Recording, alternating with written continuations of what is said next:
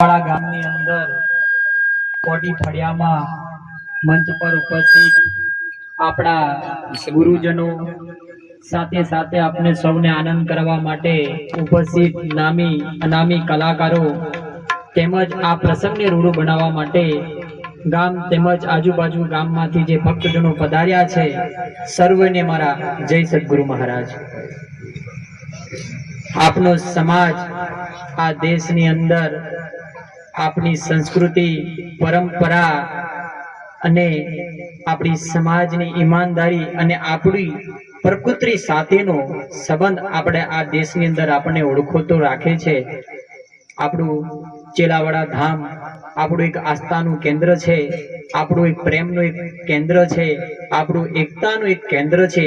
આપણે સૌને એટલા જીવિત અને ખુશાલ આનંદ અને એકતા રાખતું એક ગામને પવિત્ર ધામ આવેલું છે, તો એ માટે આપણે બાબાદેવને કેમ ભૂલાય।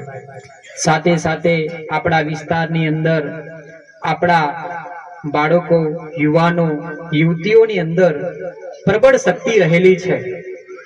એ શક્તિને જો સાચું શિક્ષણ માર્ગદર્શન અને અવસર મળે તો એ આપણું બાળક આપણો યુવાન અને આપણી યુવતીઓ સારી દિશામાંની અંદર અને સારું મંચ પ્રાપ્ત કરી શકે છે। પણ એ ક્યારે સારા ભણેલા ગણેલા લોકોએ આગેવાનોએ આપણે એ બાળકને સાચી દિશા આપવા માટેનું કામ કરવાનું છે। આવા નવા વર્ષે આપણને સૌને એક જ વસ્તુ પ્રતિજ્ઞા લેવાની છે કે આપણે સૌએ મળીને આપણા બાળકોને આપણા યુવાનોને યુવતીઓને એમનું મનોબળ વધે, એમના અંદર એકતા વધે અને આત્મવિશ્વાસ વધશે તો આપણે આપણા સમાજની દિશા બદલી શકીએ એમ છે। પણ એકલા હાથે અમારાથી પણ કામ થાય એમ નથી।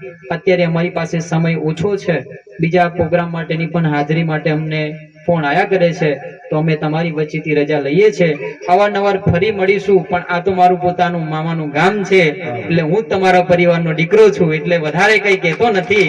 પણ તમારા દીકરો તમને એટલું વચન આપીને જાય છે કે સુખના સમયે કદાચ ન રહી શકું પણ દુઃખના સમય માટે અવશ્ય તમને હાજરી આપીશ। બસ વધારે કઈ ન કહેતા આપ સર્વેને મારા જય સદગુરુ મહારાજ। જય સદગુરુ મહારાજ। હાલો